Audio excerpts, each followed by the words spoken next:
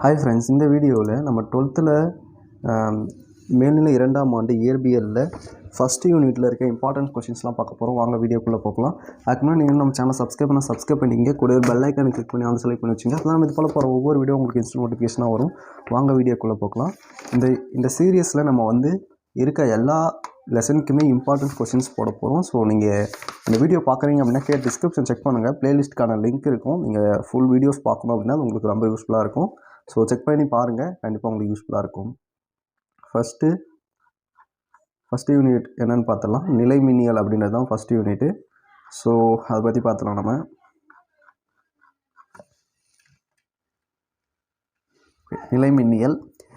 நிலைமின்னியலில் நீங்கள் என்ன முக்கியமாக பார்க்கணும் அப்படின்னா, அது இந்த மாதிரி ஒவ்வொரு லெசனுக்கும் மேலே இந்த மாதிரி உங்களுக்கு ஒரு இம்பார்ட்டன்ட் வேர்ட்ஸ் சொல்லியிருப்பாங்க. அது அந்த லெசனை மீன் பண்ணதாக தான் இருக்கும். மின்சாரம் என்பது முறைப்படுத்தப்பட்ட மின்னலி அப்படின்றத சொல்லியிருக்கார் ஒருத்தர். ஸோ அதை அந்தமாரி நிறையா இன்ஸ்லாம் உள்ளே கொடுத்துருப்பாங்க, அதெல்லாம் பார்த்துக்கங்க. ஏன்னா 1 மார்க்கில் கேட்குறதுக்கு நிறையா சான்சஸ் இருக்குது. ஸோ இதெல்லாம் நீங்கள் பார்த்து வச்சிட்டிங்கன்னா உங்களுக்கு யூஸ்ஃபுல்லாக இருக்கும். நெக்ஸ்ட்டு அறிமுகமாக ஃபுல்லாக படிச்சுக்கோங்க.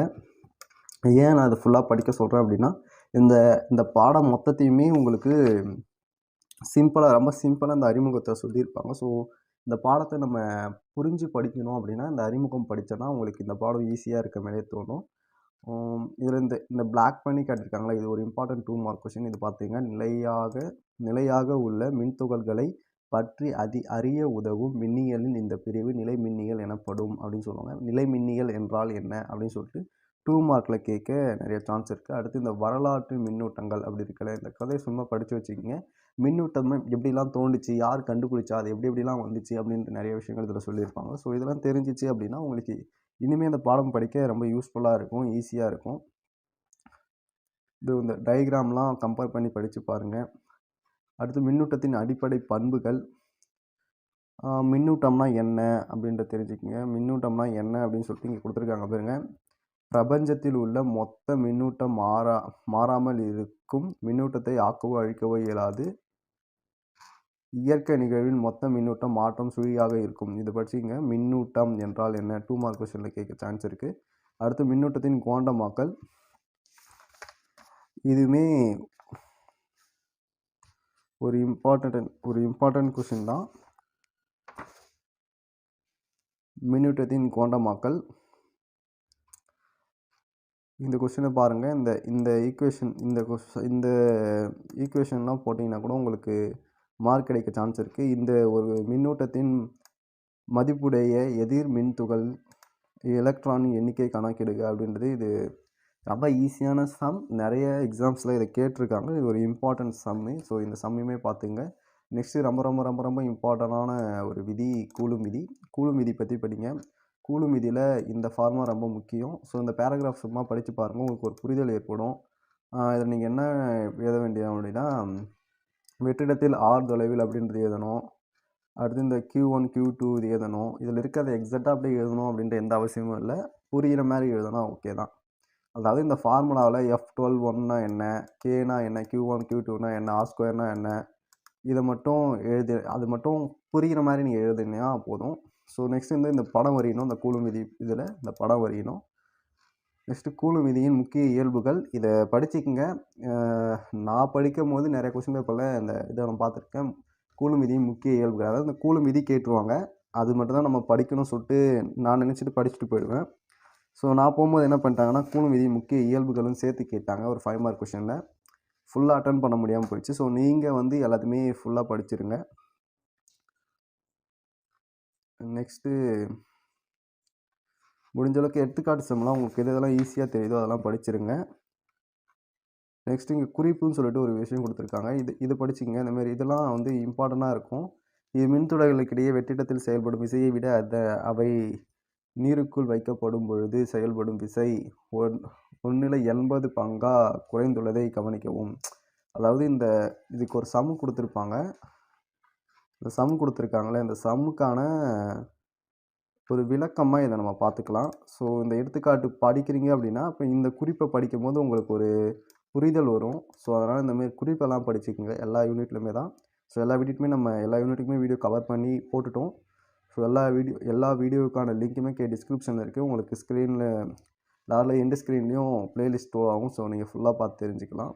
நெக்ஸ்ட் ஒரு இம்பார்ட்டன்ட் கொஸ்டின், மேற்பொருத்தல் தத்துவம். மேற்பொருத்தல் தத்துவத்தில் மேற்பொருத்தல் அப்படின்னா என்ன அப்படின்னு சொல்லிட்டு படிச்சிங்க. ஒரு குறிப்பிட்ட மின்துகள் மீது செயல்படும் மொத்த விசையானது மற்ற அனைத்து மின்துகள்கள் அதன் மீது செயல்படும் விசைகளின் வெக்டார் கூடுதலுக்கு சமமாகும். இதுதான் வந்து மேற்பொருத்தல் தத்துவம். ஸோ இது Q1 Q2 Q3 etcetera Qn வரைக்கும் வச்சு இதுவுமே ஒரு ஃபார்முலா வச்சு நமக்கு எக்ஸ்பிளைன் பண்ணியிருப்பாங்க. இதெல்லாம் படிச்சிங்க. ஸோ இப்போ நான் சிம்பிளாக சொல்கிறேன் பாருங்கள். நீங்கள் இவ்வளோ பெரிய கதைலாம் எதை வேணால் ஃபஸ்ட்டு விஷயம் என்னன்றதுன்னா, ஒரு குறிப்பிட்ட இதில் தொடங்கி கூடுதலுக்கு சமம் அப்படின்ற இது வரைக்கும் மேற்பொருத்தல் தத்துவம் என்றால் என்ன அப்படின்ற கேள்விக்கு ஒரு கொஸ்டின் எழுதிங்க. Q1 Q2 ஆகிய மின்னூட்ட மதிப்புகளுடைய n துகள்களுடைய உள்ளன்பு கொண்ட செலுத்தும் விசை அப்படின்னு சொல்லிட்டு இந்த ஃபார்முலா போட்டுருங்க. நெக்ஸ்ட் வந்து R1 R2 Q2 Q1 இதெல்லாம் போட்டு இந்த பேராகிராஃப் லைட்டாக எழுதுங்க. ஃபுல்லாக எழுத வேணாம். மின்துகள்கள் சுற்றி இதெல்லாம் கூட விட்டுடலாம். ஸோ உங்களால் எவ்வளோ படிக்க முடியுமோ அந்தளவுக்கு படித்து எழுதுங்க. நெக்ஸ்ட்டு இந்த ஃபார்முலா எழுதுங்க. அடுத்து டேரெக்டாக இந்த இது போடுங்க. இந்த நடுவில் இருக்கிற கூட அவ்வளோலாம் தேவையில்லை. ஸோ இது போட்டுட்டு லாஸ்ட்டாக ஃபைனல் ஆன்சர் ஒன்று இருக்கும். ஓகே, ஃபைனல் ஆன்சருமே இதுதான் ஃபைனல் ஆன்சர். ஸோ இது போட்டாலே முடிஞ்சிடுச்சு. ஸோ இதுக்கு 5 மார்க் கொடுப்பாங்க. ஸோ நீங்கள் படிச்சிருங்களாம், ஈஸியாக படிக்கலாங்க. பாருங்களேன், இந்த ஒரு பேராஃப் படிக்க போகிறீங்க. ஸோ இது லைட்டாக ஒரு லைன் எழுத போகிறீங்க. இந்த ஃபார்முலாஸ் போட போகிறீங்க. இது எழுதலாம், உங்கள் விருப்பம். எனக்கு ஃபுல் மார்க் வேணும் அப்படின்னா இது எழுதலாம். ஸோ இல்லை அப்படின்னா கூட இதை விட்டுடலாம். இது வந்து ஒரு 2 இது எழுத போகிறீங்க. இந்த ஃபார்முலாஸ் எழுத போகிறீங்க. இவ்வளோதான். இது எதுனா உங்களுக்கு 5 மார்க்ஸ் கொடுத்துட போகிறாங்க. ஸோ எனக்கு 5க்கு 5 மார்க்ஸ் வேணும் அப்படின்னா, ஸோ இதில் மேற்பொருத்தல் தத்துவத்தின்படி அப்படின்றத ஸ்டார்ட் பண்ணி ஸோ இந்த லாஸ்ட் லைன் வரைக்கும் எழுதணும். நீங்கள் இங்கே இருக்கிற இந்த லாஸ்ட் லைன் வரைக்கும் எழுதணும். இது ஃபுல்லாக எழுதிட்டிங்கன்னா உங்களுக்கு 5 மார்க்ஸ் கொடுப்பாங்க. ஆனால் அதில் இருக்கிறது அப்படியே எழுதக்கூடாது.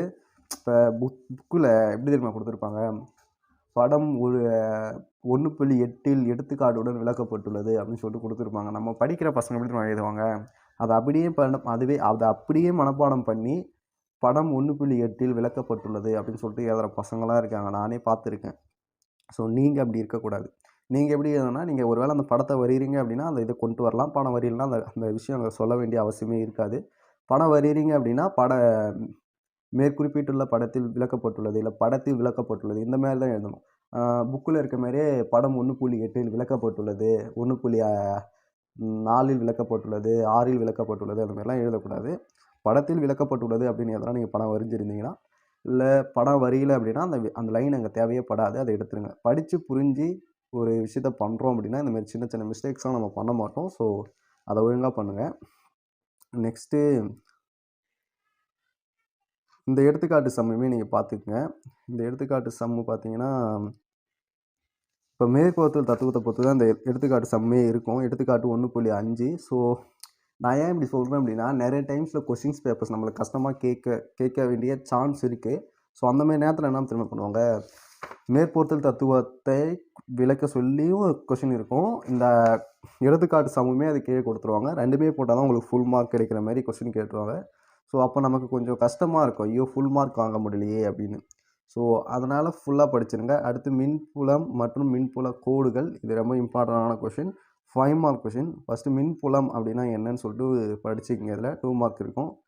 அதுக்கு வந்து அதுக்கான ஃபார்முலாஸ் இருக்கும். மின்புலம் அப்படின்னா என்ன அப்படின்றத இந்த ஃபார்முலாஸில் எழுதுங்க.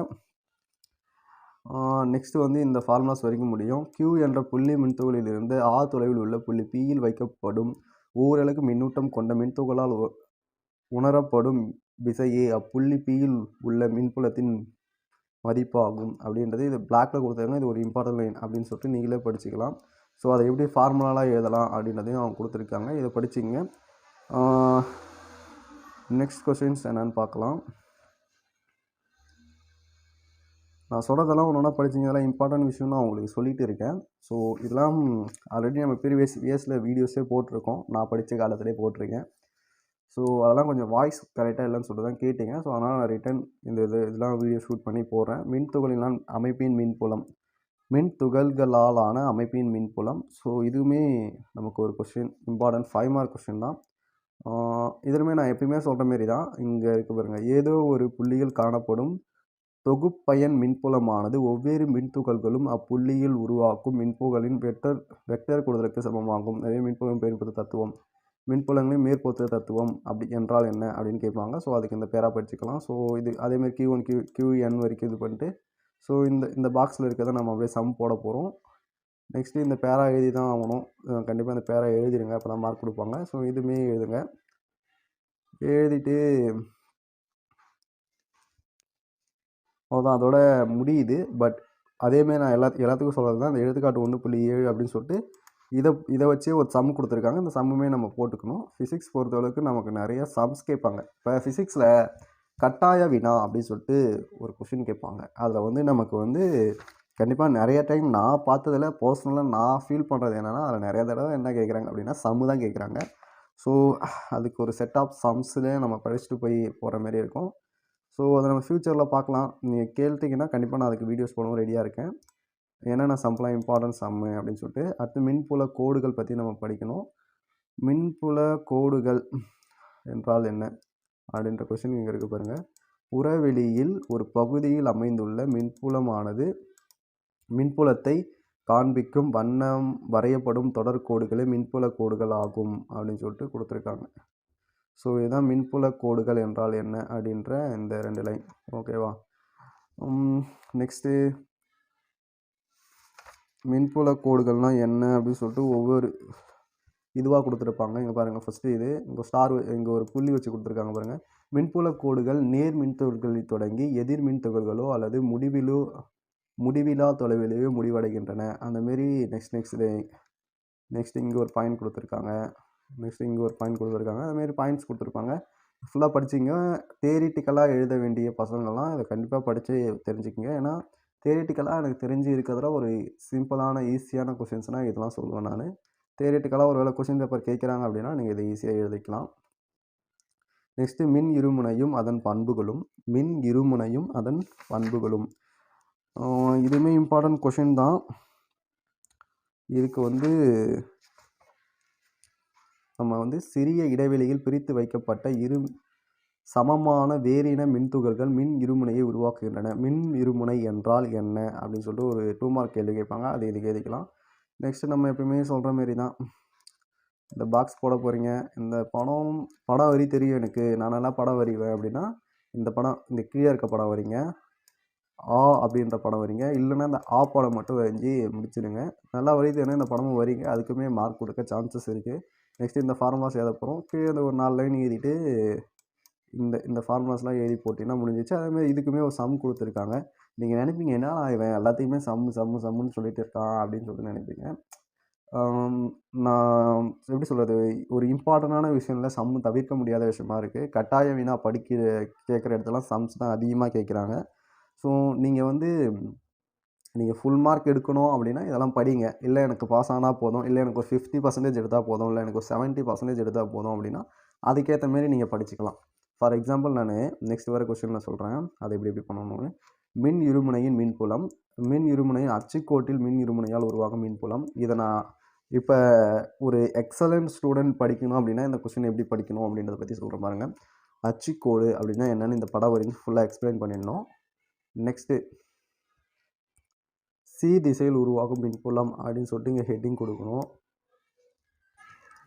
இந்த புள்ளியில் சியில் உருவாகும் மின்புலம் சொல்லிட்டு இந்த ஃபார்முலா எழுதணும். பிசி திசையில் கண்டிப்பாக எழுதணும். நெக்ஸ்ட்டு வந்து பிகி வெக்டர் இந்த 2 லைன் எழுதிட்டு இது கண்டிப்பாக எழுதணும். எழுதிட்டு Q மின்னூட்டம் கொண்ட மின்துகளால் புள்ளி சியில் உருவாகும் மின்புலம் அப்படின்றத எழுதிட்டு இது எழுதணும். நெக்ஸ்ட்டு வந்து புள்ளி சியில்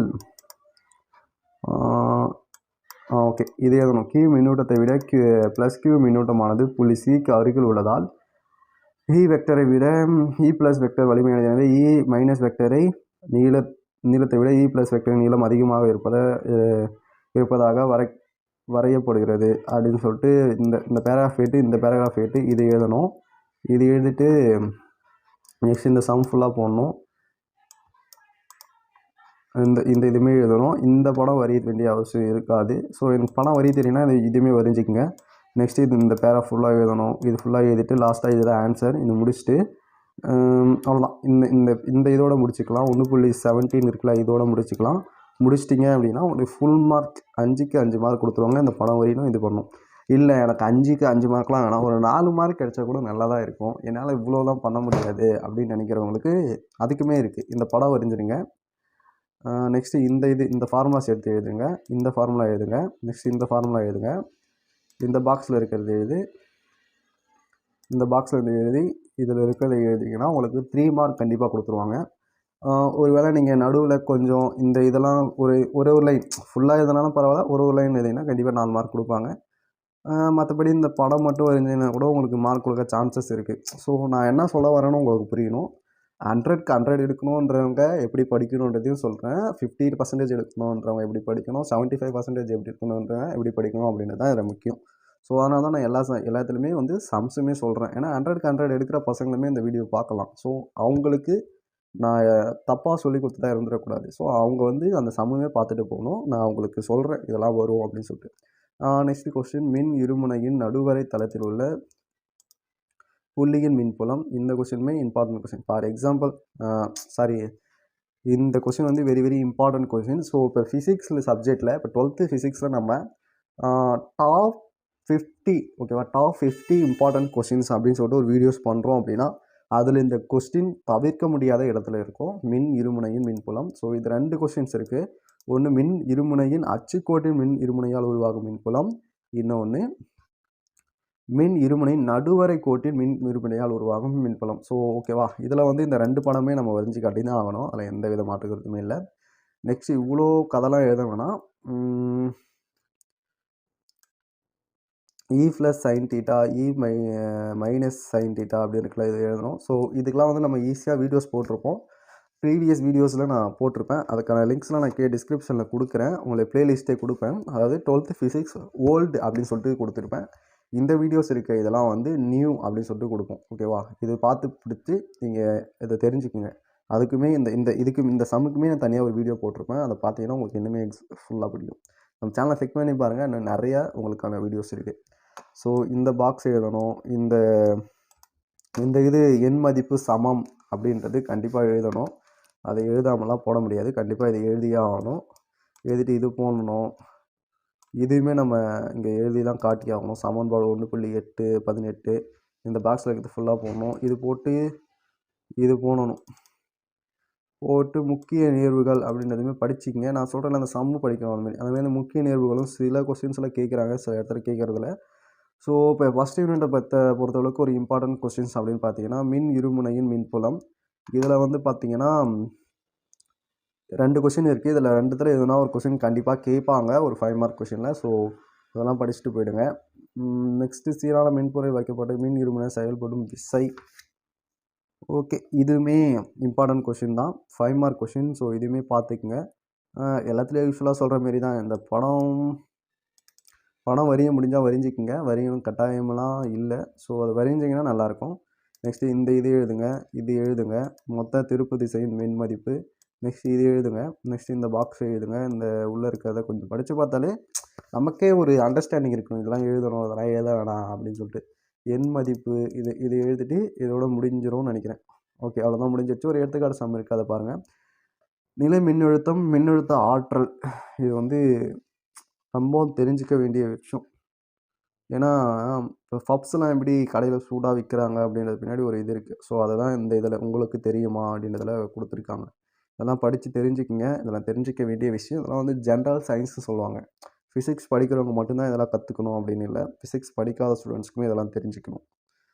ஸோ நெக்ஸ்ட்டு நிலை மின்னழுத்த ஆற்றல், நிலை மின்னழுத்தம். ஸோ அந்த கொஸ்டின் நம்ம விட்டுட்டோம் பாருங்கள். நிலை மின்னழுத்த ஆற்றல், நிலை மின்னழுத்தம், இந்த கொஸ்டின் தான் நம்ம நெக்ஸ்ட்டு பார்க்க வேண்டியது. அதுவுமே ஒரு 5 மார்க் கொஸ்டினில் கேட்க சான்ஸ் இருக்குது, அதை படிச்சுக்கோங்க. நெக்ஸ்ட்டு அதை கீழே இங்கே குறிப்புன்னு சொல்லிட்டு ஒன்று கொடுத்துருக்காங்க பாருங்கள். இதுவுமே நீங்கள் தெரிஞ்சுக்கணும். பேஜ் நம்பர் பார்த்தீங்கன்னா 27ல் இது கொடுத்துருக்காங்க. ஸோ ஓகேவா, இதுக்கப்புறம் நான் பேஜ் நம்பருமே முடிஞ்சளவுக்கு சொல்ல ட்ரை பண்ணுறேன். அடுத்து புள்ளி மின் துகளால் உருவாகும் மின்னழுத்தம். ஸோ இது ஒரு 5 மார்க் கொஸ்டினில் கேட்க சான்ஸ் இருக்குது. முக்கிய இயல்புகள்லாம் கூட இதில் கொடுத்துருக்காங்க போல். ஸோ இதுவும் பாருங்கள். இந்த படம் வரையணும். ஜஸ்ட்டு இங்கே ஒன்று, இங்கே ஒன்று, இங்கே ஒன்று, இங்கே ஒன்று, 5 ஓகேவா, 5 பாக்ஸ் இருக்குது. 5 பாக்ஸ் போட்டு நடுவில் எதனா எழுதுனீங்கன்னா 5 மார்க்ஸ் கொடுக்க சான்ஸ் இருக்குது. ஓகே, முக்கிய நேர்வுகளும் குடுத்துருக்காங்க. அதுமாரி படிக்க முடிஞ்ச வரைக்கும் படிச்சுக்கங்க. உங்களுக்கு ஒரு விஷயம் தோணும், இப்ப எல்லா கொஸ்டினுமே இம்பார்ட்டன்ட்ன்னு சொல்றான். எதுதான் நம்ம படிக்கிறது அப்படின்னு. அதுக்கான டிப்ஸ்லாம் நான் வந்து எக்ஸாம் டைம்ல குடுக்குறேன். இப்போதைக்கு நீங்க எல்லாமே படிங்க. அதான் உங்களுக்கு ரொம்ப யூஸ்ஃபுல்லா இருக்கும். மின் இருமுனையால் ஒரு புள்ளியில் ஏற்படும் நிலை மின்னழுத்தம். இதுவுமே எனக்கு தெரிஞ்சு very very very important question. So இதுவுமே படிச்சுக்கங்க. நான் படிக்கும்போது நான் ஃபஸ்ட்டு படித்த கொஸ்டின்னா இதுதான். ஃபஸ்ட்டு எனக்கு எடுத்த கொஸ்டினுமே இதுதான். எங்கள் டீச்சர் ஃபஸ்ட்டு எடுத்த கொஸ்டினுமே இதுதான். நான் ஃபஸ்ட்டு படித்த கொஸ்டினுமே இதுதான். இது ரொம்ப ரொம்ப ஈஸியாகவும் இருக்கும். ரொம்ப இம்பார்ட்டன்டான கொஸ்டின். ஓகேவா? நான் எழுதின மேக்ஸிமம் கொஸ்டின் பேப்பரில் இந்த கொஸ்டினை நான் பார்த்துருக்கேன். ஸோ நீங்கள் இந்த கொஸ்டின் படிங்க. உங்களுக்கு ரொம்ப யூஸ்ஃபுல்லாக இருக்கும். பட் ஏன்னா ரொம்ப பெருசாக போகிற மாரி தெரியும். ஆனால் 10 மார்க்னு நினைக்கிறேன் இந்த கொஸ்டின். ஓகேவா? இதை படிங்க.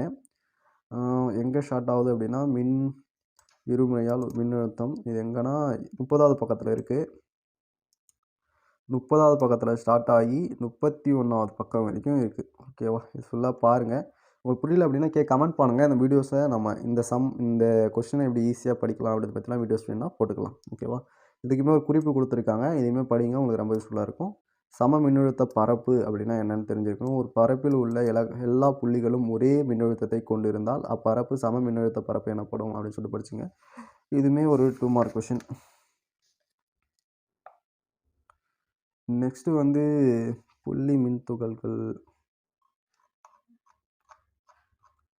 33வது பக்கத்திலே புள்ளி மின்துகள்கள் திரளால் உருவாக்கும் நிலை மின்னழுத்த ஆற்றல் அப்படின்னு சொல்லிட்டு ஒரு இது இருக்குது. இதுவுமே படிங்க. இதுவுமே 5 மார்க் கொஷின்ஸ், 10 மார்க் கொஷின்ஸ். அதாவது 2 5 மார்க்கை ஜாயின் பண்ணி ஒரு 10 மார்க்கில் கேட்கக்கூட சான்சஸ் இருக்குது. ஸோ அதனால் நான் சொல்கிறேன், இதெல்லாம் படிங்க. உங்களால் எந்த அளவுக்கு படிக்க முடியுதோ அந்தளவுக்கு எஃபர்ட் போட்டு படிங்க. நம்ம மீதெல்லாம் எக்ஸாம் டைம்ஸில் என்னென்ன இம்பார்ட்டன்ட் கொஸ்டின்ஸோ அதுக்கெலாம் வீடியோஸ் போடுவோம். ஸோ நீங்கள் கமெண்ட் பண்ணுங்கள். உங்களுக்கு என்ன டவுட்ஸாக இருந்தாலும் க்ளியர் பண்ணுவோம். ஸோ அப்போ வந்து உங்களுக்கு இன்னும் நான் நிறைய டிப்ஸ் சொல்லித்தரேன். இந்த டைமில் சொல்லிக் கொடுத்தேன் அப்படின்னா நீங்கள் எதுவுமே படிக்காமல் அந்த டிப்ஸை மட்டுமே நினச்சிட்டு விட்டுருவீங்க. ஸோ அதனால தான் நான் இப்போ எதுவுமே சொல்லித்தரல. காஸ் விதியும் அதன் பயன்பாடுகளும் இது ரொம்ப ரொம்ப இம்பார்ட்டன்ட். ஏன்னா இது தனித்தனி மொத்தம் 3 கொஷின்ஸ் இருக்கும். இது தனித்தனியாக 3 மார்க்ஸில் கேட்கலாம். இல்லை அப்படின்னா 2 கொஷின் ஜாயின் பண்ணி 10 மார்க்கில் கேட்கலாம். இல்லை 3 கொஷினுமே ஜாயின் பண்ணி 10 மார்க்கில் கேட்கலாம். செம்மையான ஒரு கொஷின் இது. ரொம்ப ஈஸி. இதில் வந்து மின்பாயம் அப்படின்னா என்னென்னு தெரிஞ்சுக்கணும். மின்புல கோடுகளுக்கு குறுக்கே அமைந்த குறிப்பிட்ட பரப்பு ஒன்றின் வழியே பாயும் மின்புல கோடுகளின் எண்ணிக்கை மின்பாயம் எனப்படும் அப்படின்னு சொல்லுவாங்க. அது என்ன சிம்பிள் அப்படின்னு சொல்லிட்டு சொல்லுவாங்க. அதெல்லாம் பார்த்துக்குங்க. நெக்ஸ்ட்டு வந்து சீரான மின்புலத்தின் மின்பாயம் அப்படின்னு சொல்லிட்டு ஒரு சம் கொடுத்துருக்காங்க. அதை பார்த்துக்குங்க. அதுக்கு இந்த படம்லாம் வரீங்க. சீரற்ற ஏரோ வடிவமுள்ள பரப்பின் மின்பாயம் அப்படின்னு சொல்லிட்டு ஒன்று கொடுத்துருக்காங்க. ஸோ ஆக்சுவலி உங்களுக்கு 3 கொஸ்டின் சொன்னேன்னா அதில் 2வது கொஸ்டின் இது. 3வது கொஸ்டின்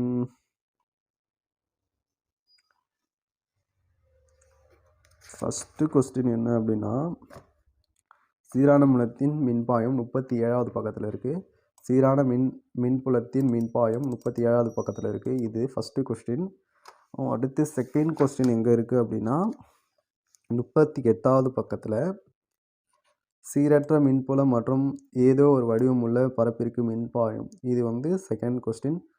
தேர்டு கொஸ்டின் மூடிய பரப்புகளுக்கிடையே மின்பாயம். இதுதான் தேர்டு கொஸ்டின். அடுத்து வந்து காஸ் விதி. இந்தாண்டே காஸ் விதி இருக்குது. காஸ் விதினா என்னென்னு படிச்சிங்க. இது வந்து 5 மார்க்கில் கேட்க சான்சஸ் இருக்குது. ஸோ காஸ் விதி பற்றி படிச்சிங்க. நெக்ஸ்ட்டு காஸ் விதியின் பயன்பாடுகள். இதுலேயுமே ஒரு 3 கொஸ்டின்ஸ் இருக்கும். காஸ் விதியின் பயன்பாடுகள்லையுமே நமக்கு 3 கொஸ்டின்ஸ் இருக்கும். இதுவுமே வெரி வெரி இம்பார்ட்டன்ட். நான் ஏற்கனவே சொன்ன மாதிரி தான். ஒரு கொஸ்டின் மட்டும் 3 மார்க்கில் கேட்கலாம். இல்லை 2 கொஸ்டின்ஸ் ஆட் பண்ணி 5 மார்க்கில் கேட்கலாம். இல்லை 3 கொஸ்டினுமே 10 மார்க்கில் கேட்கலாம். நிறைய சான்சஸ் இருக்குது. ஸோ இதையுமே நீங்கள் படிச்சிங்க. காஸ் விதியின் பயன்பாட்டில் இது மின்னூட்டம் பெற்ற முடிவிலா நீளமுடைய கம்பினால் ஏற்படும் மின்புலம். இது ஃபஸ்ட்டு கொஸ்டின். ஸோ இது எங்கே இருக்குன்னா 41வது பக்கத்தில் இருக்குது. நெக்ஸ்ட்டு இதில் எதனா ஒரு படம் வரையணும். ஸோ இந்த படம் வரைஞ்சிங்க. இந்த ரவுண்ட்ஸ்லாம் போட்டு காட்டிருக்காங்களா, இந்த படம் வரைஞ்சிங்க. இந்த படம் வேணாம்.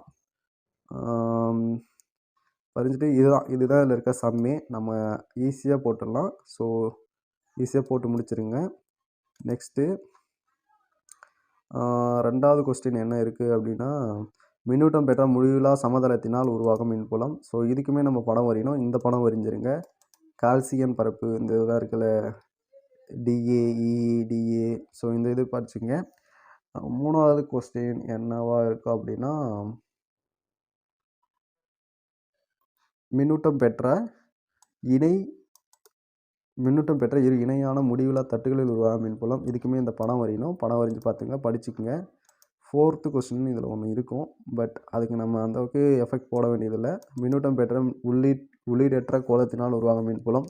ஏன்னா அதுக்கு சரி, ஓகே. இதுக்குமே நீங்கள் படிக்கிற புலனாக இருந்தால் படிச்சுக்கங்க. அடுத்து நம்ம என்ன பார்க்க போகிறோம் அப்படின்னா, கடத்திகள் மற்றும் மின்காப்பு நிலை மின்னியல் பண்புகள், நிலைமின் சமநிலை கடத்திகள் அப்படின்னு ஒரு சம் இருக்கிற வெயிட் பார்த்துடலாம்.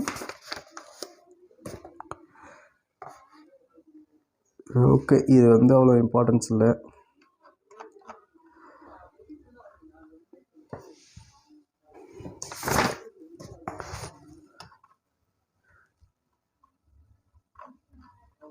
ஓகே, நெக்ஸ்ட்டு வந்து நிலைமின் தடுப்புரை அப்படின்னா என்னன்னு சொல்லிட்டு கேட்பாங்க. இது ஜென்ரலான கொஸ்டின் கூட. ஸோ அப்படின்னா என்னன்னு தெரிஞ்சுக்குங்க. மின்னல் இடியுடன் கூடிய மழையின் பொழுது திறந்த வெளியிலோ அல்லது மரத்தடியிலோ இருப்பதை விட பேருந்துக்குள் இருப்பது பாதுகாப்பானது. பேருந்தின் உலோக பரப்பு மின் தடுப்புரையாக செயல்படுகிறது. ஏன்னா அதன் உட்புற மதிப்பு சுழி மின்னலின் பொழுது கடத்தியின் புறப்பரப்பு வெளியே மின்துகள்கள் தரைக்குள் பாய்வதால் பேருந்தில் இருப்பவருக்கு எவ்வித பாதிப்பும் இருக்காது. இது வந்து ஒரு ஜென்ரலான கொஸ்டின். ஏன் மழை காலத்தில் பேருந்தில் இருக்கிறது சேஃப் அப்படின்னு சொல்லிட்டு கேட்பாங்க. ஸோ அதுக்கு இது ஜென்ரலான கொஸ்டின், அதை பார்த்துங்க. தொடுதல் இன்றியே ஒரு பொருள் மின்னோட்டம் பெற செய்யும் நிகழ்வு மின்னிலை தூண்டல் எனப்படும். மின்னிலை தூண்டல் என்றால் என்ன அப்படின்னு சொல்லிட்டு 2 மார்க் கேட்பாங்க. ஸோ அதையுமே அது பார்த்துக்குங்க. நெக்ஸ்ட்டு வந்து மின்காப்பு பொருட்கள் அல்லது மின் கடத்தா பொருட்கள் என்றால் என்ன? ஓகே, மின்காப்பு பொருட்கள், மின் கடத்தா பொருட்கள் பேஜ் நம்பர் 51 இருக்குது. இதில் வந்து மின் முனைவற்ற மூலக்கூறுகள் அப்படின்னா என்ன, மின் முனைவுள்ள மூலக்கூறுகள் அப்படின்னா என்ன அப்படின்றத கேட்பாங்க. இதை வந்து ஒரு டிஃப்ரென்சியேஷன் கொஷின் வேணுமா கூட கேட்டிருக்காங்க. ஸோ அதையுமே பார்த்துங்க. மின்காப்பின் உள்ளே மின்புல தூண்டப்படுதல். ஒரு மின்புலம் எப்படிலாம் தூண்டப்படுது அப்படின்ற பற்றி இது கொடுத்துருக்காங்க. ஓரளவு படித்து தெரிஞ்சுக்கங்க, தெரிஞ்சு வச்சுக்கிறனால. மின்காப்பின் வலிமைனா என்னன்னு சொல்லிட்டு இங்கே ரெட் கலரில் கொடுத்துருக்காங்க. இதை மட்டும் படித்தா போதும். நெக்ஸ்ட்டு வந்து ஒவ்வொரு பொருளுக்கும் அதோட மின்காப்பு வலிமை என்னவா இருக்கும் அப்படின்றத இது படிச்சுங்க. 1 மார்க்கில் கேட்க சான்ஸ் இருக்குது. இந்த டேபிள் படிச்சுங்க. அடுத்து மின்தேக்கினா என்ன அப்படின்றது உங்களுக்கு கண்டிப்பாக தெரிஞ்சிருக்கணும். மின்தேக்கி ஒரு 5 மார்க் கொஷின். ஸோ இது வந்து தியரிட்டிக்கலான கொஸ்டின். நிறைய பேருக்கு எனக்கு சம்ஸ் போட தெரியாது அப்படி இப்படிலாம் சொல்லுவீங்க. ஸோ அவங்களுக்குலாம் இந்த தியரிட்டிக்கல் கொஸ்டினை நீங்கள் படிச்சுக்கலாம். மின்தேக்கியோட பயன்பாடுகள் பற்றியும் நீங்கள் படிக்கணும். மின்தேக்கிகள்லாம் என்னென்னு படிச்சுட்டு மின்தேக்கிகளுடைய பயன்பாடுகள் இருக்கும், அதுவுமே நீங்கள் படிக்கணும். மின்தேக்கி. ஸோ இதை சின்ன சின்ன ஈக்குவேஷன்ஸ் தான் இருக்கும், உங்களை குழப்புற மாதிரி இருக்காது. ஸோ அதனால் நீங்கள் இதை தியரிட்டிக்கலாக கூட படித்து தெரிஞ்சுக்கலாம். நெக்ஸ்ட்டு இந்த படம்லாம் வரையணும். ஸோ அதுக்குமே ஒரு எடுத்துக்காட்டு சம் கொடுத்துருக்காங்க, அதையுமே பார்த்துக்குங்க. நெக்ஸ்ட்டு வந்து உங்களுக்கு தெரியுமா அப்படின்னு சொல்லிட்டு மின்தேக்கி ஃபோட்டோ போட்டிருக்காங்க. மின்தேக்கி ஃபோட்டோ, ஓகேவா? இந்த ஃபோட்டோ சில விஷயங்கள் கொடுத்துருக்காங்க மின்தேக்கி பற்றி, இதுவுமே படித்து தெரிஞ்சுங்க. மின்தேக்கியில் சேமிக்கப்படும் ஆற்றல், இதுவுமே 5 மார்க் கொஸ்டின். ஸோ இது கொஞ்சம் சம் போகிற மாதிரி தான் இருக்கும். ஸோ கியூ அப்படி இப்படின்னு போடுற மாரி இருக்கும். ஸோ இது பார்த்துங்க. ஒவ்வொரு அலகு பருமனில் சேமிக்கப்பட்டுள்ள ஆற்றலை நிலை மின்னழுத்த ஆற்றல் அடர்த்தி என வரையறுக்கலாம் அப்படின்றது இதுவுமே படிச்சுங்க. அதுக்கு கீழே ஃபார்முலாஸுமே கொடுத்துருக்காங்க. இதெல்லாம் படிச்சுட்டு அடுத்து மின்தேக்கியின் பயன்பாடுகள். நான் சொன்னல மின்தேக்கியின் பயன்பாடு ஒரு 5 கொடுத்துருப்பாங்க. நம்ம 5மே படிச்சுக்கலாம். மின்தேக்கி எதுக்கெல்லாம் நம்ம பயன்படுத்துகிறோம் அப்படின்னு சொல்லிட்டு. அடுத்து வந்து மின்தேக்கி காப்புக்கும் விளைவு, இனிமேல் லைட்டாக படிச்சுக்கிங்க. மின்தேக்கியின் பயன்பாடுகள் ஆனால் ரொம்ப இம்பார்ட்டண்டான ஒரு கொஸ்டின். நெக்ஸ்ட்டு கொஸ்டின் என்ன அப்படின்னா, பேஜ் நம்பர் 60, 59, 60. 60ல் மின்தேக்கிகள் தொடர் இணைப்பிலும் பக்க இணைப்பிலும், ஓகேவா? இது வந்து ஒரு 5 மார்க் கொஸ்டினாக கேட்கலாம், இல்லை 3 மார்க் கொஸ்டினாக கேட்கலாம். ஏன்னா 2 இருக்குது. தொடர் இணைப்புன்னு ஒன்று இருக்குது, பக்க இணைப்பு ஒன்று இருக்குது. ஸோ தொடர் இணைப்பு மட்டும் கேட்டு 3 மார்க்கில் கேட்கலாம், இல்லை பக்க இணைப்பு மட்டும் கேட்டு 3 மார்க்கில் கேட்கலாம். தொடர் இணைப்பு பக்க இணைப்பு ரெண்டுமே இணைச்சு 5 மார்க்கில் கேட்கலாம். ஸோ இந்த கொஸ்டினுமே நல்லா படிச்சுக்கங்க. இதில் பார்த்தீங்கன்னா ஃபஸ்ட்டு கொஸ்டின் என்னென்னா தொடர் இணைப்பு மின்தேக்கிகள். ஸோ இதுக்கு இந்த ஃபஸ்ட்டு படம் வரையணும். ஒரு தொடர் இணைப்பில் நம்ம எப்படி இணைப்போம் அப்படின்றதுக்கு ஃபஸ்ட்டு படம் வரையணும். ஃபஸ்ட்டு படம் வரைஞ்சிட்டு இந்த பாக்ஸு, இந்த ஒரு பாக்ஸ், இவ்வளோ தான் இந்த சம்மே முடிஞ்சிடும். அடுத்து பக்க இணைப்பின் மின்தேக்கிகள் இந்த ஃபஸ்ட்டு படம் வரைஞ்சிக்கணும்.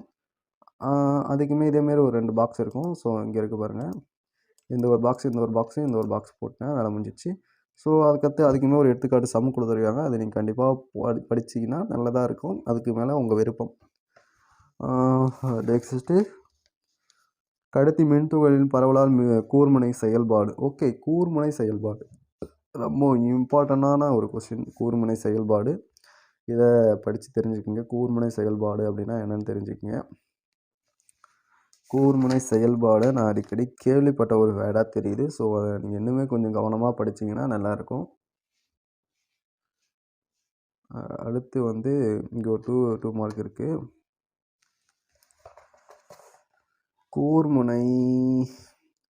கூர்முனைக்கு அருகில் உள்ள நேர் மின்துகள்கள் விரட்டப்படுகின்றன. எதிர் மின்துகள்கள் கூர்முனையை நோக்கி கவரப்படுகின்றன. இதனால் கடத்தியில் கூர்முனையின் பகுதியில் உள்ள மின்துகள்கள் மொத்த மின்னூட்ட மதிப்பு குறைகிறது. இதனை கூர்முனை செயல்பாடு அது ஒளிவட்ட மின்னிறக்கம் என்பர். கூர்முனை செயல்பாடு என்றால் என்ன அப்படின்றத இங்கேருந்து படிங்க. இந்த லைனில் இருந்து லாஸ்ட் முடிகிற வரைக்கும் படிங்க. ஸோ இதுவுமே ஒரு 2 மார்க்கில் கேட்க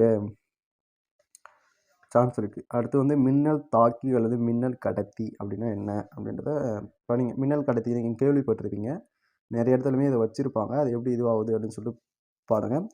next last question, very very very very important question. எனக்கு ரொம்ப பிடிச்ச ஒரு கொஸ்டின். ஏன்னா நம்ம இதில் சம் போட போகிறதே இல்லை, நம்ம தியரிட்டிக்கலாக இந்த கொஸ்டினை நம்ம முடிச்சிடுவோம். ஸோ எனக்கு ரொம்ப பிடிச்ச கொஸ்டின். இதை நம்ம பார்க்க போகிறோம். வான் டி கிராஃப் மினியேட்ரி அப்படின்னா என்ன? 1929 கண்டுபிடிச்சாரு. 10⁻7 வோல்ட் வரைக்கும் இது பண்ணுவாங்க. ஸோ பிசி முனை இருக்கும், சிஇன்ற முனை இருக்கும், சீஃப் இருக்கும் அப்படின்னு சொல்லிட்டு வரும். நெக்ஸ்ட்டு இதை நான் அடிக்கடி இதில் எனக்கு ஃபேஸ் பண்ணுற ஒரு ப்ராப்ளம் என்னென்னா, இந்த சம் அடிக்கடி கூட கேட்டுருவாங்க. காட்டு மின்காப்பு வலிமை கொடுத்துட்டு வாண்டிகிராஃப் மின்கணி கோல கூட்டின் ஆரம் அதெல்லாம் கொடுத்துட்டு இந்த சம் போட சொல்லி கேட்டுருவாங்க. வேறு எந்த சம்மே மாற்றவே மாட்டாங்க. இதில் என்ன இருக்கோ இதை அப்படியே தான் கேட்பாங்க. ஸோ இதையுமே பார்த்துட்டுங்க, சம்முமே பார்த்துட்டிங்க அப்படின்னா உங்களுக்கு ரொம்ப யூஸ்ஃபுல்லாக இருக்கும். அவ்வளோதாங்க, இந்த ஃபுல் லெசனுமே நம்ம முடிச்சிட்டோம்.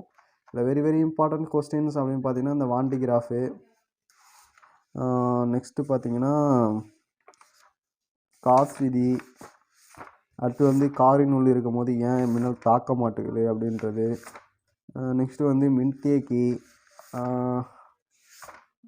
அதுக்கப்புறம் இன்னும் சம் கொஸ்டின் இருக்குது. இருமுனை மின்புலம், இதெல்லாம் வந்து ரொம்ப இம்பார்ட்டண்டான கொஸ்டின்ஸு.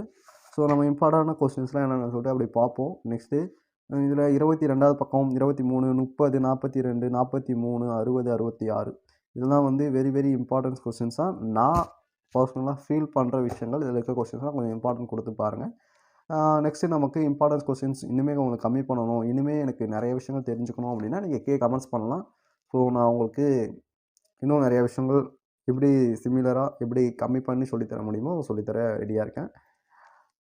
நெக்ஸ்ட்டு இந்த வீடியோ வந்து நம்ம சீரியஸாக பண்ணிகிட்டு இருக்கோம். இதுக்கான நெக்ஸ்ட் பார்த்துக்கான வீடியோக்கு டிஸ்கிரிப்ஷனில் லிங்க் கொடுத்துருப்பேன்.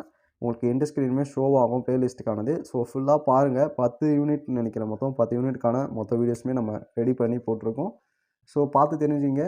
மீண்டும் ஒரு நல்ல வீடியோவில் பார்க்கலாம். நன்றி, வணக்கம். இந்த வீடியோ உங்களுக்கு பிடிச்சிருந்துன்னா நம்ம சேனல் சப்ஸ்கிரைப் பண்ணிங்க. இப்போ இன்னும் நிறைய எஜுகேஷன் கண்டென்ட் உங்களுக்கு தேவைப்படுது அப்படின்னா இந்த வீடியோக்கு ஒரு லைக் பண்ணுங்கள். உங்கள் ஃப்ரெண்ட்ஸ்க்குமே இந்த வீடியோ ஷேர் பண்ணுங்கள்.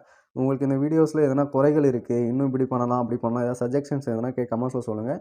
இல்லை இந்த வீடியோ நல்லா பண்ணியிருக்கீங்க, சூப்பராக இருக்குது அப்படின்னாலும் கமெண்ட்ஸில் சொல்லுங்கள். உங்களுடைய எந்த ஒரு கமெண்ட்டுமே எங்களுக்கு ரொம்ப முக்கியமானது. ஏன்னா எங்கள் சேனல் இன்னும் இம்ப்ரூவ்மெண்ட் பண்ணுறதுக்கு இது ரொம்ப யூஸ்ஃபுல்லாக இருக்கும். ஸோ கண்டிப்பாக கமெண்ட் பண்ணுங்கள். பார்க்கலாம் இன்னும் நெக்ஸ்ட் வீடியோஸில் இன்னும் உங்களுக்கு எந்த மாதிரி எங்களால் ஈஸியாக சொல்லித்தர முடியுமோ அந்தளவுக்கு நாங்கள் ஈஸியாக சொல்லிக் கொடுப்போம். ஸோ ஓகே ஃப்ரெண்ட்ஸ், கமெண்ட் பண்ணுவீங்க, லைக் பண்ணுங்கள், ஷேர் பண்ணுங்கள், சப்ஸ்கிரைப் பண்ணுங்கள். ஒரு நம்பிக்கையோடு இந்த வீடியோ முடிக்கிறேன். நன்றி, வணக்கம். Hi friends, welcome back to my channel. இன்றைக்கி நம்ம டேகேடிசி ஸ்டடி சேனலில் பார்க்க போகிற வீடியோ என்னென்னா 12ஆம் வகுப்பு ஃபிசிக்ஸ், அதாவது அலகு 3ல் காந்தவியல் மற்றும் மின்னோட்டத்தின் காந்த விளைவுகள் இந்த பாடம் தான் பார்க்க போகிறோம். இதில் இருக்க இம்பார்ட்டன்ட் கொஸ்டின்ஸ் எல்லாமே பார்க்க போகிறோம். வாங்க வீடியோக்குள்ளே போகலாம். அதுக்கு முன்னாடி நீங்கள் நம்ம சேனல் சப்ஸ்கிரைப் பண்ணிங்க, கூட ஒரு பெல் ஐக்கன் கிளிக் பண்ணி சப்ஸ்கிரைப் பண்ணி வச்சுங்க. அப்போ இது போல் போகிற ஒவ்வொரு வீடியோ உங்களுக்கு இன்ஸ்டன்ட் நோட்டிஃபிகேஷன் வரும். வாங்க வீடியோக்குள்ளே போகலாம். ஃபஸ்ட்டு, காந்த விசை உயிர் போன்றது அல்லது ஆன்மாவை ஒத்தது. உயிரோட்டம் உள்ள உடலில் ஒருமுகப்படுத்தப்பட்ட வெளிப்படுத்தப்படும் பல வகைகளில் அது மனித ஆன்மாவையோ விஞ்சி விடுகிறது அப்படின்னு சொல்லிட்டு வில்லியம் கில்பர்ட் அப்படின்றவர் சொல்லியிருக்காரு. இதை படிச்சுங்க. எல்லா பாடத்துமே இந்த மாதிரி ஒரு வாக்கியம் கொடுத்துருப்பாங்க, அதை எல்லா பாடத்துமே படிச்சுக்கோங்க. நெக்ஸ்ட்டு கற்றல். இந்த பாடத்தை நீங்கள் படிக்கும் போது என்னென்னலாம் கற்றுக்கலாம் அப்படின்றத கொடுத்துருக்காங்க. இதை இது பண்ணிக்கங்க. இந்த கியூஆர் கோடுமே இப்போ இருக்க காலகட்டத்தில் இதை யூஸ் பண்ணி நம்ம புக்ஸ் எல்லாம் பார்க்கலாம், இன்னும் நிறைய விஷயங்கள் கற்றுக்கலாம். ஸோ அது பாருங்கள். அடுத்து வந்து காந்தவியல் ஒரு அறிமுகம். எத்தனாவது பக்கம்னா 126வது பக்கத்தில் இருக்குது காந்தவியலுடைய அறிமுகம். ஸோ நான் எல்லா யூனிட்லையுமே சொல்கிறது தான், அறிமுகத்தை நல்லா படிச்சுங்க. அறிமுகம் உங்களுக்கு இந்த பாடத்தில் ஒட்டுமொத்தமாக என்ன சொல்ல வராங்க அப்படின்றத உங்களுக்கு நல்லா ஈஸியாக சொல்லி கொடுத்துரும். ஸோ அறிமுகத்தை நீங்கள் நல்லா படிச்சுங்க. அடுத்து உங்களுக்கு தெரியுமா அப்படின்ற அந்த பாக்ஸ் கொடுக்குறாங்க பாருங்கள்.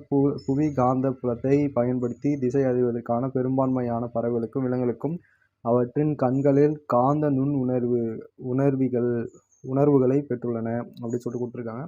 ஸோ இந்த மாதிரி நிறைய சின்ன சின்ன விஷயம்லாம் உங்களுக்கு தெரியுமா அப்படின்ற பாக்ஸ் தான் கொடுத்துருப்பாங்க. ஸோ நெக்ஸ்ட் பேஜ்லையுமே உங்களுக்கு தெரியுமா அப்படின்ற ஒரு பாக்ஸ் கொடுத்துருக்காங்க. இதையுமே பார்த்துங்க. நெக்ஸ்ட்டு இன்னும் இதே போல் இன்னும் நிறையா கொடுத்துருக்காங்க. உங்களுக்கு தெரியுமா அப்படின்னு சொல்லிட்டு இன்னொரு பேஜ்லையுமே கொடுத்துருக்காங்க. 129வது பேஜ் இது. இதுலையுமே கொடுத்துருக்காங்க. ரொம்ப பெருசாக கொடுத்துருக்காங்க. ஸோ இதெல்லாம் படிச்சிங்கன்னா கொஞ்சம் இம்பார்ட்டன்ட். ஏன்னா 1 மார்க்ஸ் கேட்குறது இல்லை ஜென்ரலான கொஷின்ஸ் கேட்குற இடத்துலாம் இந்தமாரி உங்களுக்கு தெரியுமா அந்தமாரி இதுலேருந்து தான் கேட்பாங்க. ஸோ அதனால் அதெல்லாம் படிச்சிங்க. காந்தத்தின் அடிப்படை பண்பு இது ஒரு இம்பார்ட்டன்ட் 5 மார்க் கொஷின். ஸோ காந்தத்தோடைய அடிப்படை பண்பு எப்படி இருக்கும், இங்கே எஸ்ஸு நார்த்து வெஸ்ட்டு அது எப்படி எந்த திசையில் எப்பயுமே இருக்கும் அதுமாரிலாம் இதில் கொடுத்துருப்பாங்க. ஸோ அது தெரிஞ்சுக்குங்க. நெக்ஸ்ட்டு காந்தத்தின் வகைகள். காந்தம் என்னென்ன வகை இருக்குது அப்படின்றத கொடுத்துருக்காங்க. இதையுமே படித்து தெரிஞ்சுக்கங்க. நெக்ஸ்ட்டு காந்தத்தின் பண்புகள். காந்தத்துக்கு என்னென்ன பண்புகள் இருக்குது அப்படின்றத கொடுத்துருக்காங்க. அதுவுமே தெரிஞ்சுக்கங்க. நெக்ஸ்ட்டு இந்த படம்லாம் வச்சு கொஞ்சம் எக்ஸ்பிளைன் பண்ணியிருக்காங்க. அதெல்லாம் புரிஞ்சிக்க ட்ரை பண்ணுங்கள். கண்டிப்பாக புரியும். புரியல அப்படின்னா கமெண்ட்டில் போட்டு விடுங்க. நம்ம வேணால் வீடியோஸ் பண்ணலாம். அடுத்து வந்து எடுத்துக்காட்டு சம். ஸோ இதெல்லாம் உங்களுக்கு தெரிஞ்சால் இந்த சம் போடு பாருங்கள். அப்படி இல்லைனா நெக்ஸ்ட் ஒரு இம்பார்ட்டன்ட் சம் இருக்குது. இந்த சம் நீங்கள் கண்டிப்பாக படிச்சிங்க. வடிவியல் நீளம் 12 சென்டிமீட்டர். எடுத்துக்காட்டு 3.3ல் இந்த எடுத்துக்காட்டு சம் ரொம்ப இம்பார்ட்டன்ட் சம். நிறைய கொஸ்டின் பேப்பர்ஸ்லாம் நானே பார்த்துருக்கேன். ஸோ இதை படிச்சிருங்க. அடுத்து குறிப்புன்னு சொல்லிட்டு அந்த சம்முக்கு சில இன்ஸ் கொடுத்துருப்பாங்க. அதில் அதுவுமே பார்த்துக்குங்க. காந்தப்புல கோடுகள் very very important 5 mark question. காந்தப்புல கோடுகள். அதுக்கப்புறம் காந்த பாயம் அப்படின்னு சொல்லிட்டு கீழே இருக்குது. பேஜ் நம்பர் பார்த்தீங்கன்னா 133. காந்தப்புல கோடுகள், அடுத்து அதோட சிறப்பு நீர்வுகள், இதெல்லாமே சேர்த்து படிச்சிங்க. சீரான மற்றும் சீரற்ற காந்தப்புலம். இதெல்லாமே நீங்கள் பாருங்கள். காந்த பாயம்னா என்ன, சீரற்ற காந்தப்புலம்னா என்ன அப்படின்னு சொல்லிட்டு உங்களுக்கு படம் போட்டு இது பண்ணியிருக்காங்க. சீரற்ற காந்தப்புலம் அப்படின்னா என்ன, இதெல்லாம் படிச்சிங்க. 2 மார்க்ஸில் உங்களுக்கு கேட்கலாம். காந்த பாயம்னா என்ன, சீரற்ற காந்த பாயம்னா என்ன, சீரான காந்த பாயம் அப்படின்னா என்ன அப்படின்னு சொல்லிட்டு கேட்கலாம். நெக்ஸ்ட்டு காந்தவியலின் கூலும் எதிர்த்தகவு இருமடி விதி. கூலும் எதிர்த்தகவு இருமடி விதி இது ஒரு இம்பார்ட்டண்டான கொஷின். 5 mark question. ரொம்ப ஈஸியாக தான் இருக்கும். படித்து தெரிஞ்சுக்குங்க. இந்த காந்தவியலின் கூலும் எதிர்த்தகவு இருமடி விதி இதை நான் அடிக்கடி என்னென்ன பார்த்துப்பேன்னா எதிர்த்தகவு இருமடி விதி அப்படின்னு தான் கேட்டிருக்காங்க. ஸோ நீங்கள் ஃபுல்லாமே கூட பார்த்துக்குங்க. வந்து 134வது பக்கத்தில் இருக்குது. நெக்ஸ்ட்டு 135வது பக்கம். காந்த இருமுனையின் அச்சுக்கோட்டில் உள்ள காந்தப்புலியின் காந்தப்புலம். இந்த கொஸ்டினுமே ஒரு இம்பார்ட்டன்ட் 5 மார்க் கொஷின். ஸோ இதையுமே படிச்சுக்கங்க. இது very very important 5 mark question. இந்த 3.21ல் காந்த இருமுனையின் சட்ட காந்தகம் அச்சுக்கோட்டில் உள்ள ஒரு புள்ளியில் காந்தப்புலம் 135வது பக்கத்தில் இருக்குது. ஸோ இது ரொம்ப இம்பார்ட்டண்டான கொஸ்டின். படம்லாம் போட்டிருக்காங்க. ஸோ இதெல்லாம் பாருங்கள். 1 2 3 4 5 6 7 பாக்ஸ் கொடுத்துருக்காங்க. ஸோ பாருங்கள். அது இம்பார்ட்டன்ட் கொஷின். நெக்ஸ்ட் இதுவுமே இம்பார்ட்டன்ட் கொஷின் தான். காந்த இருமுனையின் சட்டகாந்தம். அது வந்து இந்த கொஷின் வந்து சட்டகாந்தகம். ஓகே, இதுவும் சட்டகாந்தம் தான். இது வந்து நடுவரை கோடு, இது அச்சுக்கோடு, இது நடுவரை கோடு. ஸோ இது ரெண்டுமே ஒரே மாதிரி தான் இருக்கும். சின்ன இதெல்லாம் இருக்கும். ஸோ இதில் நீங்கள் படம்லாம் வரைஞ்சி எக்ஸ்பிளைன் பண்ணுற மாதிரி இருக்கும். ஸோ இந்த பாக்ஸ்லாம் போடுங்க. ஒரு 9 பாக்ஸ் இருக்குது. நெக்ஸ்ட்டு வந்து சீரான காந்தப்புலத்தில் உள்ள சட்ட காந்தகத்தின் மீது செயல்படும் திருப்பு விசை. இதுவுமே உங்களுக்கு கொஞ்சம் இம்பார்ட்டன்ட் தான். ஸோ இதையுமே பாருங்கள். நெக்ஸ்ட்டு உங்களுக்கு தெரியுமா அப்படின்னு சொல்லிட்டு 139வது பக்கத்தில் ஒரு பாக்ஸ் கொடுத்துருக்காங்க. ஸோ இதை படிச்சுக்கோங்க. நெக்ஸ்ட்டு காந்த பண்புகள் அதை நம்ம பார்க்க போகிறோம். காந்த பண்புகள் பக்கம் நம்பர் பார்த்தீங்கன்னா 141. காந்த பண்புகள் அப்படின்னா என்ன அப்படின்றத ஃபுல்லாக பார்த்துக்குங்க. இதில் நான் சின்ன சின்னதாக சொல்கிறேன் பாருங்கள். காந்தமாக்கு புலம் அப்படின்னா என்ன அப்படின்னு சொல்லிட்டு இந்த பேரால் கொடுத்துருக்காங்க. அடுத்து காந்த உட்புகுத்திறன் அப்படின்னா என்னன்னு சொல்லிட்டு இது கொடுத்துருக்காங்க. அதுக்கு ஒரு ஃபார்முலா இருக்குது. காந்தமாக்கு செறிவு அப்படின்னா என்னன்னு சொல்லிட்டு கொடுத்துருக்காங்க. ஸோ காந்தமாக்கு செறிவு அப்படின்னா கீழே கொடுத்துருக்காங்க. ஓரளவுக்கு பருமன் அப்படின்னு சொல்லிட்டு இந்த இதை எழுதிட்டு இந்த ஃபார்முலா செய்யணும். அடுத்து காந்த தூண்டல் அது மொத்த காந்த புலம் அப்படின்னா என்ன, காந்த எதிர்ப்பு திறன் இது வரைக்கும் கொடுத்துருக்காங்க. ஸோ இதெல்லாம் பாருங்கள். நெக்ஸ்ட்டு வந்து இந்த அட்டவணையுமே பார்த்துக்குங்க. அலுமினியத்தில் காந்த எதிர்ப்பு திறன் எப்படி இருக்கும், தாமிரத்தில் காந்த எதிர்ப்பு திறன் எப்படி இருக்கும் அப்படின்றது எல்லாமே பார்த்துங்க. ஒவ்வொரு பொருளையும் எப்படி இருக்கும் அப்படின்றத பார்த்துங்க. நெக்ஸ்ட்டு எடுத்துக்காட்டு 3.8 ஒரு இம்பார்ட்டண்டான கொஸ்டின், அடிக்கடியே நான் பார்த்துருக்கேன். ஸோ இந்த சமமே போட்டு பார்த்துக்குங்க. நெக்ஸ்ட்டு எடுத்துக்காட்டு 3.10 இதுவுமே இம்பார்ட்டண்டான ஒரு சம்மு. ஸோ இதுவுமே போட்டு பார்த்துக்குங்க. காந்த பொருட்களின் வகைப்பாடு. காந்த பொருட்களின் வகைப்பாடு இங்கே படிக்கணும். அது காந்த பொருட்கள் என்னென்ன வகைப்பாடு இருக்குது அப்படின்னா டையா காந்த பொருள், பாரா, மொத்தம் 3 இருக்கும்னு நினைக்கிறேன். பாரா, ஃபெர்ரோ. ஓகே, மொத்தம் 3. ஒரு இம்பார்ட்டன்ட் 5 மார்க் கொஸ்டின் இது. டையா காந்த பொருளின் பண்புகள் எப்படி இருக்கும் அப்படின்றத 5 பாயிண்ட் கொடுத்துருக்காங்க. நெக்ஸ்ட்டு அதுக்கே பார்த்தீங்கன்னா பாரா காந்த பொருளுடைய பண்புகள் எப்படி இருக்குன்னு கொடுத்துருக்காங்க. பேஜ் நம்பர் பார்த்தீங்கன்னா 144. ஸோ இதெல்லாம் தெரிஞ்சுக்கங்க. அடுத்து இது உங்களுக்கு தெரியுமா அப்படின்னு சொல்லிட்டு ஒரு கட்டம் கொடுத்துருக்காங்க. அதுவே நீங்கள் பார்த்துங்க. நெக்ஸ்ட்டு வந்து ஃபெர்ரோ காந்த பொருள் அப்படின்னா எப்படி இருக்கும் அப்படின்றத பற்றி கொடுத்துருக்காங்க. ஸோ இதெல்லாமே படிச்சுக்கங்க. அடுத்து கியூரிக் விதி வந்து ஒரு 2 மார்க் கொஸ்டின், அதுவுமே பார்த்துங்க. ஃபெர்ரோ காந்த பொருள் நெக்ஸ்ட்டு உங்களுக்கு தெரியுமா அப்படின்னு சொல்லிட்டு 146வது பக்கத்தில் கொடுத்துருக்காங்க. அந்த பாக்ஸுமே பார்த்துங்க. 147லுமே உங்களுக்கு தெரியுமா அப்படின்னு சொல்லிட்டு தற்சுழற்சி அப்படின்னு சொல்லிட்டு ஒன்று கொடுத்துருக்காங்க. இதில் ஃபெரோ காந்த பொருளின் பண்புகள் அப்படின்னு சொல்லிட்டு ஒன்று கொடுத்துருக்காங்க. ஸோ இதெல்லாம் பாருங்கள், உங்களுக்கு ரொம்ப யூஸ்ஃபுல்லாக இருக்கும். அடுத்து வந்து காந்த தயக்கம்.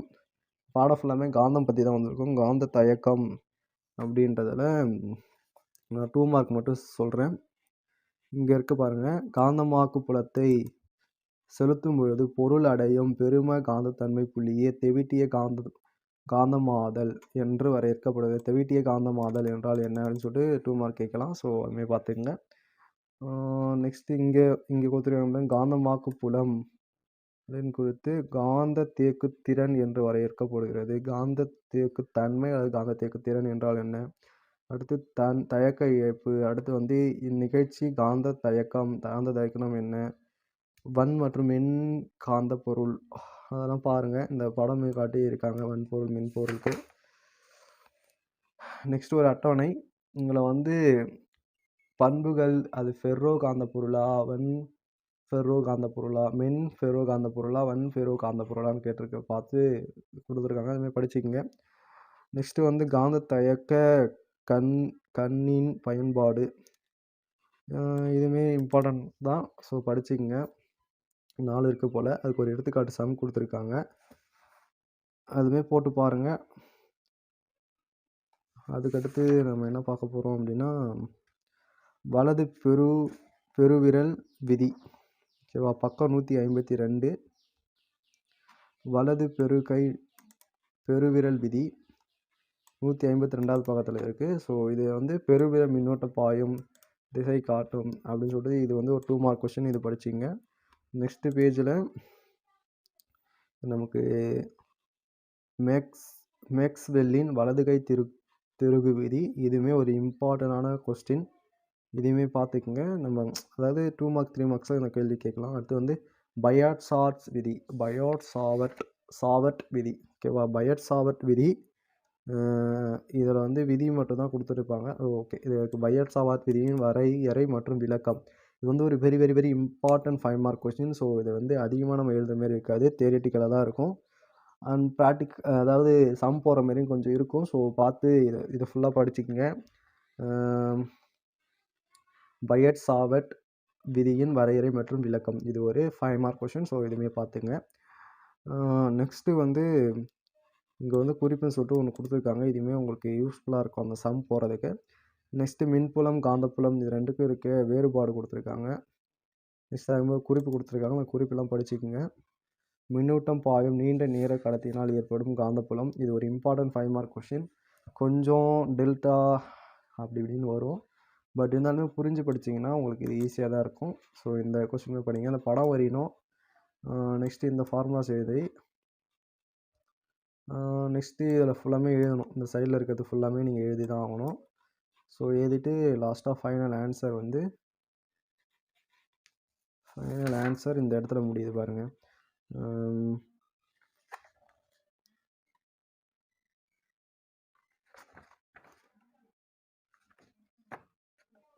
ஓகே, ஃபைனல் ஆன்சர் இது இங்கே முடியுது பாருங்கள். இதுதான் ஃபைனல் ஆன்சர் 3:36. அதுக்கப்புறம் நெக்ஸ்ட்டு ஒரு இம்பார்ட்டன்ட் கொஸ்டின் தான். மின்னோட்டம் பாயும் வட்ட வடிவ கம்பு சுருளின் அச்சு வழியே ஏற்படும் காந்தப்புலம். இதுவுமே ஒரு இம்பார்ட்டன்ட் கொஸ்டின் தான். பட் மேலே இருக்கிறத ஃபஸ்ட்டு படிங்க. நெக்ஸ்ட் இதை வேணால் படிக்க முடிஞ்சால் படிச்சுக்கோங்க. அதுக்கப்புறம் பார்த்தீங்கன்னா டேஞ்சன் விதி வந்து உங்களுக்கு இம்பார்ட்டன்ட் கொஸ்டின் தான். டேஞ்சன் விதி அப்படின்னா என்னன்னு சொல்லிட்டு இங்கே கொடுத்துருக்காங்க. 2 மார்க் கொஸ்டின் பாருங்கள். நெக்ஸ்ட்டு வந்து ஒரு இம்பார்ட்டண்டான சம்மு ஒன்று வருது. எடுத்துக்காட்டு 3.14. இது ஒரு இம்பார்ட்டண்டான சம்மு. ஸோ இதுவுமே பார்த்துக்குங்க.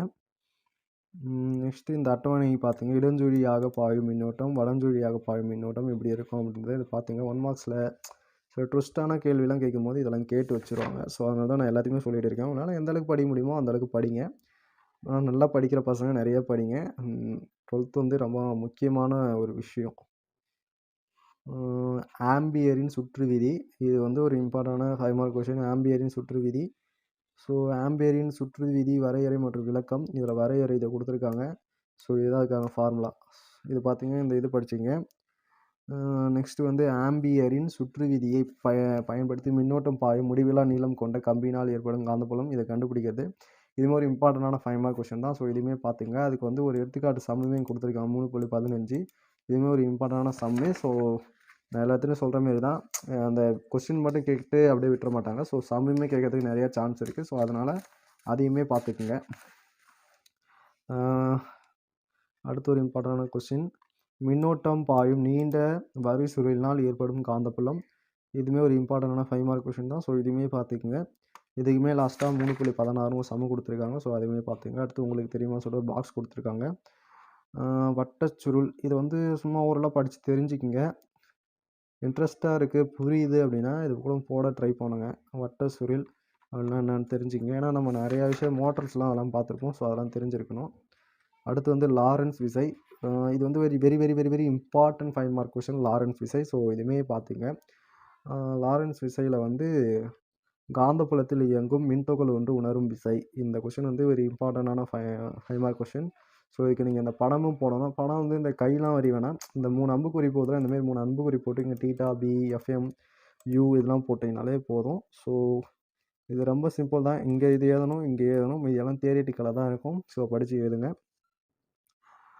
நெக்ஸ்ட்டு அது கீழேயுமே சம்ஸ் கொடுத்துருக்காங்க. ஸோ அதெல்லாம் நீங்கள் பாருங்க. சீரான காந்தப்புலத்தில் உள்ள மின்துகள்களின் இயக்கம். இதுவுமே ஒரு இம்பார்ட்டண்டான 5 மார்க் கொஸ்டின் தான். நிறையா கொஸ்டின் இருக்கிற மாதிரி தான் தெரியும். ஆனால் நீங்கள் சின்ன பசங்களை 12th ஸ்டாண்டர்ட் படிக்கிறீங்க. நெக்ஸ்ட்டு காலேஜ் போகும்போது உங்களுக்கு புக்கு கூட தர மாட்டாங்க. ரொம்ப கஷ்டமாக இருக்கும். ஸோ நீங்கள் நிறையா கொஸ்டின்ஸ் படிக்கிற மாதிரி தான் இருக்கும். பட் பாஸ் ஆனால் போதும் அப்படின்னா சில கொஸ்டின்ஸ் மட்டும் படித்தா போதும். அதுக்கான வீடியோஸ் உங்களுக்கு தேவைப்படுது அப்படின்னா கமெண்ட்ஸில் சொல்லுங்கள். நான் வீடியோஸ் போட ட்ரை பண்ணுறேன். சீரான காந்தப்புலத்தில் உள்ள மின்துகளின் இயக்கம். ஸோ இதுவுமே ஒரு இம்பார்ட்டண்டான 5 மார்க் கொஸ்டின். 1 2 3 4 5 6 7 8 ஒரு 8 இது இருக்குது. ஸோ பார்த்து படிச்சுக்கோங்க. நெக்ஸ்ட்டு கொஸ்டின் என்னன்னு பார்க்கலாம். எடுத்துக்காட்டு 3.19. ஸோ இது ஒரு இம்பார்ட்டண்டான சம்மு. ஸோ நான் டிக் பண்ணி வச்சுருக்கேன். ஸோ இது ஒரு இம்பார்ட்டண்டான சம் 3.19. ஸோ இந்த சம்மையுமே பார்த்துக்குங்க. பேஜ் நம்பர் பார்த்தீங்கன்னா 171 இருக்குது. நெக்ஸ்ட் 173. இந்த குறிப்புகள்லாம் படிச்சுக்கோங்க. இதில் வந்து ஒன்றுக்கொன்று செங்குத்தாக செயல்படும் மின்புலம் மற்றும் காந்தப்புலத்தின் மின்துகளின் இயக்கம் திசைவேக தேர்ந்தெடுப்பான். ஸோ இதுவுமே ஒரு இம்பார்ட்டண்டான சம் தான். பார்த்துக்குங்க. நான் சொல்கிறது எல்லாமே இம்பார்ட்டன்ட் சொல்கிறதுக்கு காரணம் நிறைய தடவை அந்த கேள்வியெலாம் நான் பார்த்துருக்கேன். அடுத்து இது மைக் சைக்கோட்ரான் ஓகேவா? சைக்கோட்ரான் வந்து ஒரு இம்பார்ட்டண்டான 5 mark question. Very very very நிறையா கொஷின் பேப்பர்ஸில் இந்த கேள்வி பார்த்துருக்கேன் நான். சைக்கோட்ரான் விண்துகளை முடுக்குவித்து அவை பெரும் இயக்க ஆற்றலை பயன்படுத்த உதவும் கருவியே சைக்கோட்ரான் ஆகும். சைக்கோட்ரான் என்ன அப்படின்னு சொல்லிட்டு கேட்கலாம். 2 மார்க்ஸ் ஓகேவா? இதில் எழுதிருக்கீங்க. இதை எப்போ கண்டுபிடிச்சாங்க, உருவாக்குனாங்க, தத்துவம் என்ன, அதில் இருக்க தத்துவம் என்ன அப்படின்னு தெரிஞ்சுங்க. இந்த படம் ரொம்ப முக்கியம், இது வரையணும். ஸோ இந்த பாக்ஸு தான் போட போகிறீங்க. இதில் சும்மா ஸ்டோரி எழுதணும். இது எழுதிட்டா முடிஞ்சிச்சு இந்த குறிப்பு. நெக்ஸ்ட்டு வந்து இந்த சம்மு வந்து இம்பார்ட்டன்ட். இந்த சம்மு நிறைய இதில் கேட்டுக்கிறாங்க இந்த கொஷினில் கூடவே. ஸோ இந்த சம்முமே நீங்கள் பார்த்துக்கணும். அடுத்து காந்தப்புலத்தில் உள்ள மின்னோட்டம் பாயும் கடத்தியின் மீது செயல்படும் விசை. இதுவுமே ஒரு இம்பார்ட்டண்டான 5 மார்க் கொஷின் தான். ஸோ இந்த படம் வரைய வேண்டியது வரும். நிறைய படம் வரைய வேண்டியது வரும். நீங்கள் ஃபிசிக்ஸ் படிக்கிறீங்கனாலே நிறைய படம் வரைய வேண்டியது வரும். நெக்ஸ்ட்டு இதெல்லாம் போட வேண்டியது வரும். ஓரளவுக்கு பாருங்கள். நான் நிறைய வீடியோஸில் சொல்கிறது தான். புக்கில் என்ன இருக்கோ அதை அப்படியே எழுதணுன்ற எந்த அவசியமும் இல்லை. உங்களுக்கு என்ன தெரியுதோ அதை எழுதுங்க. உங்களுக்கு புரிகிற மாதிரி எழுதுங்க. மற்றவங்களுக்குமே அது புரியணும். புரிஞ்சால் தான் நீங்கள் எழுதுறது கரெக்டுன்னு அர்த்தம். அடுத்து ப்ளம்மிங் இடது கை விதி. இது வந்து அடிக்கடி கேட்பாங்க. 2 மார்க் கொஷின்ஸில் அடிக்கடி கேட்பாங்க. ஸோ இது படிச்சிங்க. ஒன்றுக்கொன்று செங்குத்தான திசையில் உள்ளவாறும் இறுதியில் ஆள்காட்டி விரல், நடுவிரல் மற்றும் பெருவிரல் நீட்டி வைக்கும் பொழுது ஆள்காட்டி விரல் காந்தப்புலத்தின் திசையையும் நடுவிரல் மின்னோட்டத்தின் திசையையும் காட்டினால் பெருவிரல் கடத்தி உணரும் விசையின் விசையை காட்டும். இதுதான் ப்ளம்மிங் இடக்கை விதி. ஸோ அதை படிச்சுக்கோங்க. நெக்ஸ்ட்டு வந்து நீண்ட இணையான மின்னோட்டம் பாயும் இரு கடத்திகளுக்கிடையே ஏற்படும் விசை. ஸோ இதுவுமே இம்பார்ட்டண்டான question. Very very important. 3 mark question. So 5 மார்க்குமே கேட்க சான்ஸ் இருக்குது. ஸோ 3 மார்க் தான் அடிக்கடி கேட்டிருக்காங்க. நான் 3 மார்க்ஸ் தான் நோட் பண்ணி வச்சுருக்கேன். ஸோ இதை போடுங்க, இந்த இதெல்லாம் போடுங்க. கொஞ்சம் தான் இருக்குது. ஸோ அதனால் 3 மார்க்காக மாற்றிருப்பாங்க போல். நெக்ஸ்ட்டு வந்து காந்த புலத்தின் மின்னோட்டம் சுற்றின் மீது செயல்படும் திருப்பு விசை. ஸோ அதெல்லாம் நான் படிக்கல போல். பட் இம்பார்ட்டண்ட்டாக இருக்கலாம். உங்கள் விருப்பம், நீங்கள் படித்தா படிங்க. ஏன்னா நான் அதை படிக்கலை, அதனால் அதை பற்றி எதுவும் சொல்ல விரும்பலை.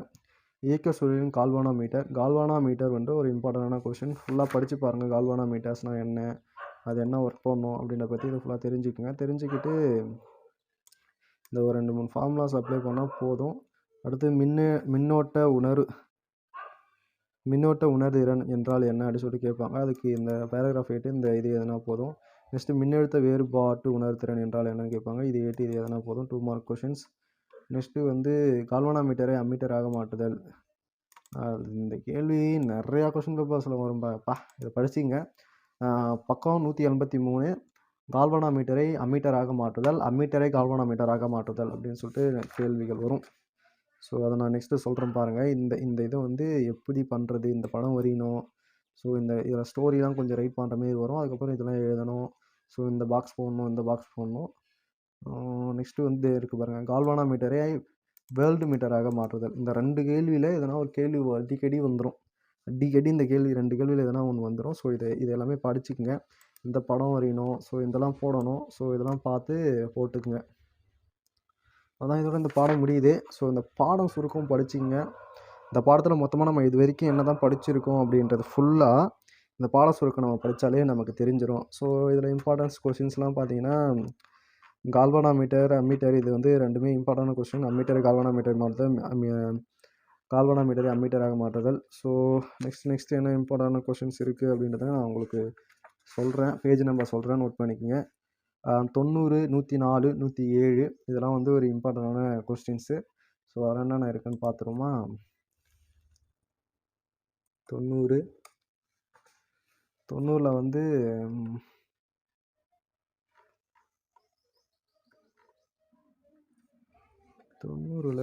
பக்கம் நம்பர்